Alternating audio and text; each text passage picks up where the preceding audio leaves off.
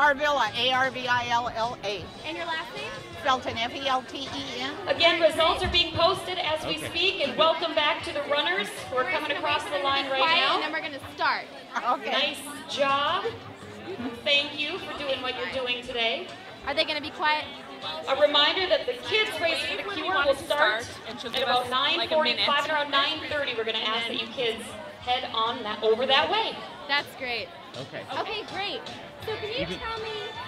Just a tiny bit to your left. There you go. Perfect. Okay.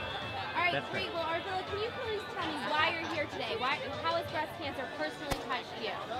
25 years survivor, and the second time for 2 years. And I want women to know that just because you got it one time doesn't mean you're immune to it a second time. Wow, that's great. And how have you, what are you doing specifically to encourage them to get out there in the community to spread that message? Because that's a great message to tell women.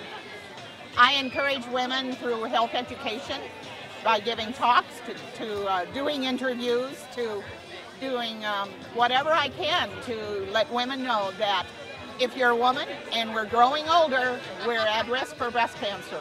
Don't have to have a family history. I did not, never thought I'd be subject to breast cancer, but it happened. And like I said, not just once, but twice. Wow.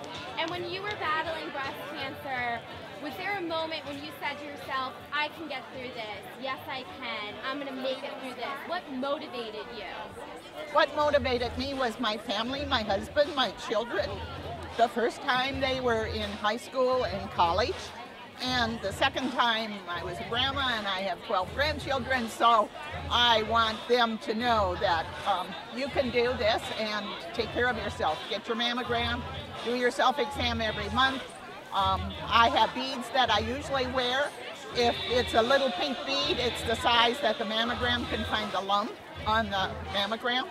And if it's about the size of peas, then if you missed a couple of years, it might be the size of a pea. If it's the size of a dime, it's because you're doing your self-exam every month. If you miss a few months, it's going to be the size of a quarter. And if you never do your self-exam and you never have a mammogram, it'll be the size of a 50-cent piece when you accidentally bump your breast and find you've got a lump. So I want women to know, what size do you want that lump to be when you find it?